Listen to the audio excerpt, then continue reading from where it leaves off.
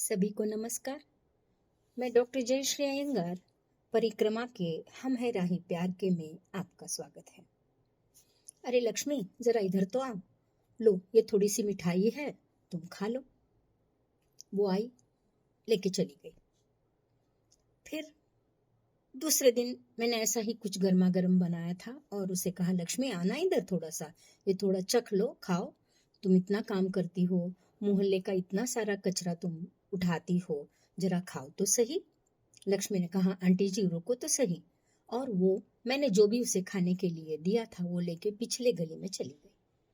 ये सिलसिला बार बार होता रहा था तो मेरे मन में एक जिज्ञासा सी जागी कि ये खाने की चीजें तो मैं उस लक्ष्मी को देती हूँ, पर ये लेकर तीसरे रास्ते में क्यों जाती है। तो फिर मैंने इस दिन उसको बुलाया और कहा, तुम रुको तो सही यहाँ पर और बताओ। मैंने कहा, ये चीजें मैं तुम्हें खाने के लिए देती हूँ क्योंकि सुबह तुम खाती हो, आती हो और पूरा मोहल्ला झाड़ लेती हो, तो तुम पेट भर के खाओ, ये मेरी इच्छा रहती है।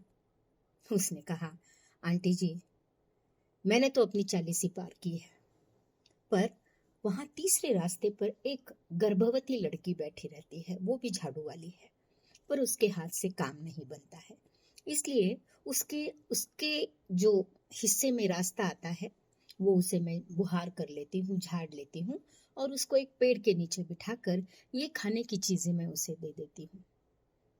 ये बात सुनकर अवक सी मैं खड़ी रह गई। मैं कुछ नहीं बोल पाई। मैंने कहा, तुम भी तो खा सकती हो।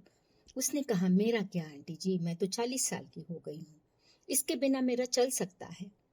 पर वो बेचारी जो 2 जीवों को लेकर अपने साथ में काम करती है, उसे ये खाने के लिए कौन देगा। बेचारी गरीब है, ये स्वयं बेचारी है, स्वयं गरीब है, पर उससे भी जिसको जरूरत है उसको लेकर वह इन भावों को प्रकट करती है। देखकर लगा वास्तव में संसार में मानवता अब भी जागृत है। तो उसका हर रोज मेरा और उसका मिलना जुलना हो जाता है। एक दिन बड़ी उदास नजर आई। मैंने कहा, क्या हुआ लक्ष्मी, तुम इस तरह उदास क्यों हो। उसने कहा, नहीं आंटी जी, मेरे को बहुत बुरा लगा आज। मैंने कहा, क्यों, क्या हुआ। आप तो मेरे को लक्ष्मी कह के बुलाती हैं, कई लोग किस नाम से पुकारती है, पर वहां पर एक आंटी जी है, उसने मेरे को एक कचरा वाली कहा। आंटी बहुत बुरा लगा। मैं कचरा वाली नहीं हूँ, कचरा तो मैं उठा के ले जाती हूँ और दूर फेंकती हूँ। और आंटी जी मैंने सोचा, इसके घर का कचरा तो मैं निकाल कर फेंक दूंगी, पर इसके दिमाग में का जो कचरा है क्या मैं निकाल पाऊंगी। अगर भगवान मुझे वो क्षमता दे तो वो इतनी पढ़ी लिखी बुजुर्ग महिला है। मैंने उसे कोई जवाब नहीं दिया। मैंने कहा, ठीक है, मैं साफ कर दूंगी, ऐसा मैंने कहा। लेकिन कचरा वाली शब्द सुनकर मेरे मन को बहुत ठेस पहुंची आंटी जी। मेरे पास शब्द नहीं थे।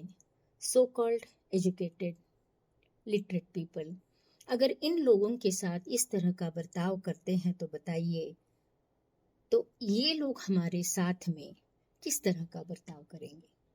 शिक्षित नहीं है, रुपया धन पैसों की कमी है, इतना होने के बावजूद भी वो आते हैं, अपने पेट के लिए काम करते हैं, और अगर हम उन्हें उस नाम से संबोधित करते हैं तो क्या करेंगे हम।